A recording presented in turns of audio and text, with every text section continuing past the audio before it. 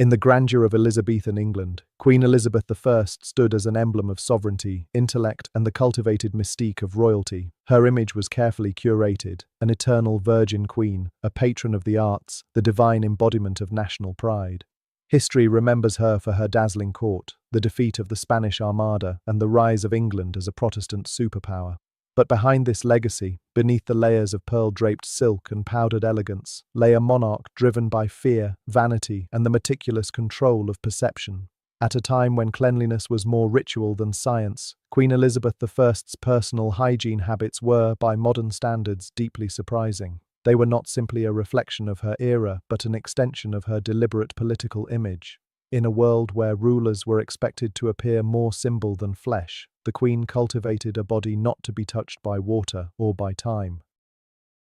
Today we examine 5 of the most unusual and revealing hygiene customs associated with Elizabeth I, each one a glimpse into the extremes she undertook to preserve her myth, even as her body betrayed her.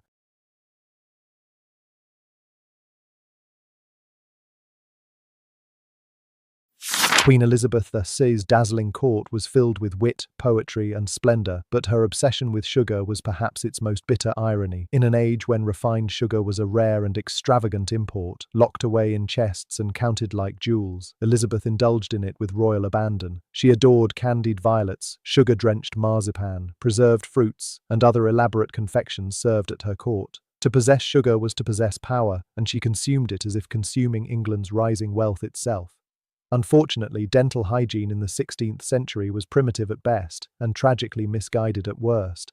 The Queen is believed to have used a sweetened paste, made of sugar and herbs, to clean her teeth. This practice, rather than protecting her smile, accelerated decay. Abrasive powders combined with sugar merely wore down the enamel and invited rot. By the 1590s, foreign ambassadors noted that Elizabeth's teeth had turned black, and several had fallen out entirely. Her breath, according to the herbalist John Gerard, was foul enough to cause discomfort to those near her. Some even reported difficulty understanding her speech because of the missing teeth. Despite this, she adamantly refused the painful extractions urged by her physicians. In one case, a courtier underwent a tooth pulling in front of her, simply to prove that the operation was survivable. Even more curious was the ripple effect of her decaying smile. Noblewomen in her court began darkening their own teeth to mimic her appearance, using soot and charcoal. The fashion of blackened teeth emerged not out of beauty but as a symbol of wealth and imitation of the monarch. In the hierarchy of Tudor England, even visible decay could be aspirational, so long as it was the Queen's.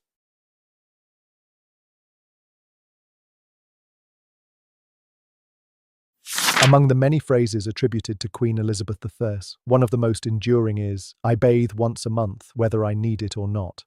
While its authenticity is still debated, it captures the spirit of an era that viewed water not as a cleanser but as a threat.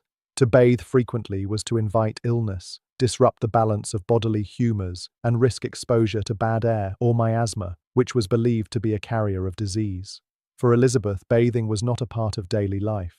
Instead, she followed a regimen that involved changing her linen shifts, undergarments worn against the skin, frequently, sometimes multiple times a day. These garments were believed to draw out impurities and keep the body clean through contact alone. To her contemporaries, this was considered not only sufficient but admirable. Instead of soap and water, Elizabeth preferred rose water, vinegar rinses, and complex herbal infusions created by her apothecaries. These were applied delicately by her attendants, meant not only to refresh but to protect. In the absence of running water, such measures were regarded as the safest and most effective means of maintaining decorum. Her palaces lacked plumbing. Bathing, when it occurred, was a logistical endeavor involving wooden tubs, heated water carried in buckets, and at least 3 servants. The effort was so extensive that full immersion became a rare luxury, one prepared for with the same precision as a coronation. Despite this, Elizabeth was regarded as clean by the standards of her time. She owned hundreds of dresses, surrounded herself with fragrant gloves and handkerchiefs, and demanded that every detail of her appearance be immaculate. But it was not a cleanliness of sanitation, it was one of illusion. The Queen did not avoid bathing because she was neglectful. She avoided it because water threatened to undo the perfect image she projected to the world.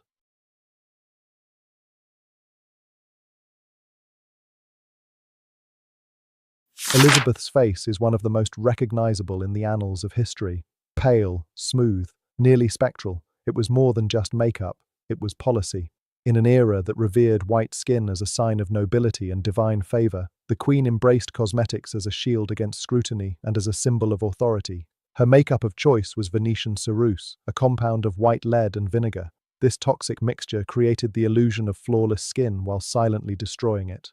Over time, it corroded the Queen's face, leaving scars, lesions, and a deepening reliance on thicker and thicker applications. Compounding the damage was her lip color, often made of cinnabar or vermilion containing mercury.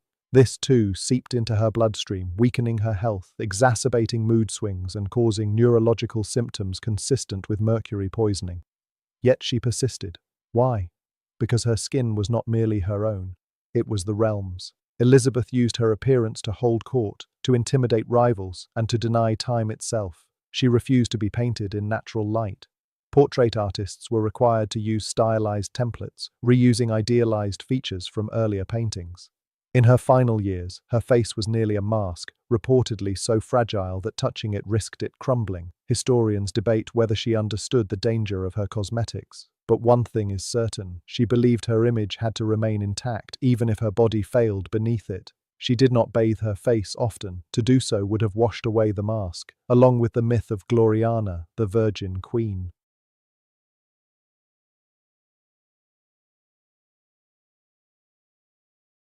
Behind the finely embroidered tapestries and beneath the gold-leafed ceilings of Elizabethan palaces, an unpleasant truth lurked. There was no plumbing. For all her majesty, Queen Elizabeth I lived in an environment more medieval than modern. The palaces she inhabited, like Hampton Court and Richmond Palace, had no toilets, no sewage systems, and certainly no running water. Instead, human waste was handled through systems that had changed little from the Middle Ages. The Queen's own private toilet, or close stool, was an ornate cushioned chair with a hole cut in the seat, beneath which a ceramic chamber pot was placed. This pot had to be emptied, cleaned, and perfumed multiple times a day, not by anonymous servants, but by one of the most trusted and prestigious officials at court, the groom of the stool.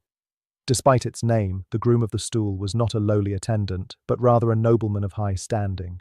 Chosen for discretion and loyalty, he had unmatched access to the Queen during her most private moments. He assisted with dressing, hygiene, and even political discussions. To be appointed groom of the stool was an honor and a strategic position of influence within the court. Beyond the Queen's chamber, the reality of waste management was far less ceremonious. The entire palace operated on a system of chamber pots and cesspits. Servants, often called gong farmers or night soil men, were tasked with removing the waste under cover of darkness, carrying heavy pails through narrow corridors, down staircases, and across courtyards to be dumped in designated trenches or pits. These cesspits, often located just outside the palace walls or even below certain rooms, were foul-smelling, disease-ridden, and frequently overflowing. The smell of court life was an ever-present challenge. In an effort to mask the stench, herbs such as lavender, rosemary, and sweet marjoram were scattered on floors or burned as incense. Rushes were spread over the floorboards and perfumed with oils, but these rushes were not changed regularly. Beneath them accumulated layers of dirt, hair, food scraps, and unspoken filth. Even the Queen's movements were strategic to avoid unpleasant odors. She traveled frequently between royal residences, not only for political purposes, but also to escape the inevitable buildup of waste. Without plumbing, no amount of elegance could keep a palace fresh for long. The longer the court stayed in one location, the worse the smell and the health conditions became. For all its opulence, Elizabeth's court was a world of paradoxes, where perfumes masked decay, where velvet-lined seats hid chamber pots, and where the most powerful woman in the realm lived side by side with the unshakable odor of humanity.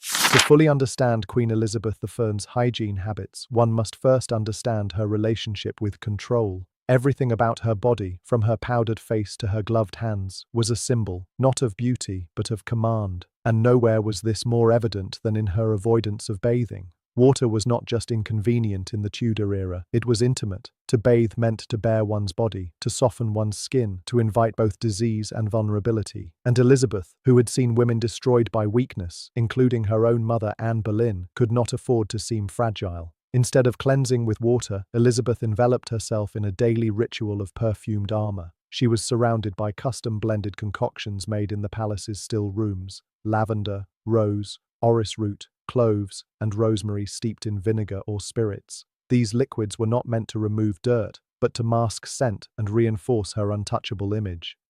A daily dabbing of rose water on the wrists, a quick spritz behind the ears, and the queen would glide through her court, leaving behind not sweat, but a carefully constructed aura.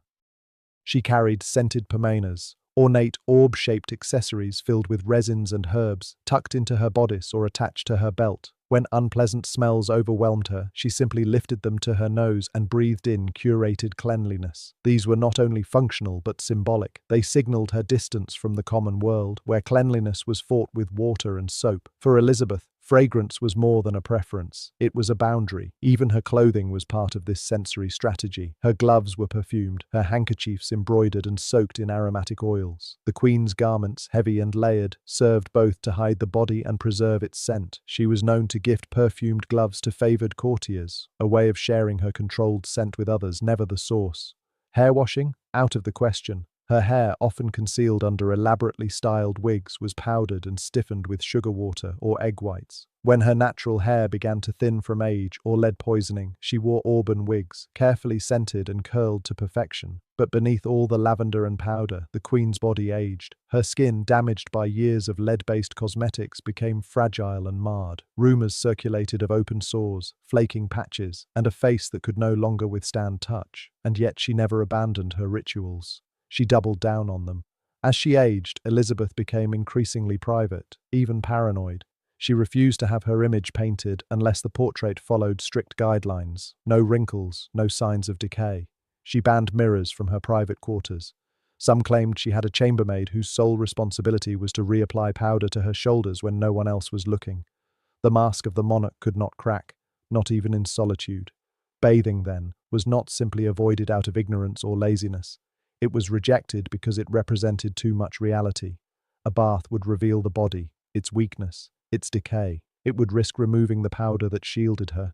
It would expose the queen as human, and Elizabeth had spent her reign convincing the world she was something more. In her later years, the queen carried a scented walking stick, which she would raise delicately while passing particularly pungent courtiers. It was not just about avoiding unpleasantness, it was a subtle performance, a reminder of the line between sovereign and subject. Her body was no longer simply hers, it was an extension of the crown. Cleanliness in Elizabeth's world was not about health, it was about image, and image was everything. Queen Elizabeth I remains one of history's most iconic monarchs, not because she was pristine, but because she understood better than anyone the power of illusion. Her hygiene habits were not accidental. They were deeply rooted in a world that equated purity with stillness, ritual with control, and image with identity. To bathe often was to risk the mask, and Elizabeth could not allow it to slip, so instead she powdered, she perfumed, she posed, and in doing so, she transformed herself into something larger than life, something unwashed perhaps, but undeniably unforgettable. In the royal court of Elizabeth I, cleanliness was not a matter of soap and water, it was a matter of survival.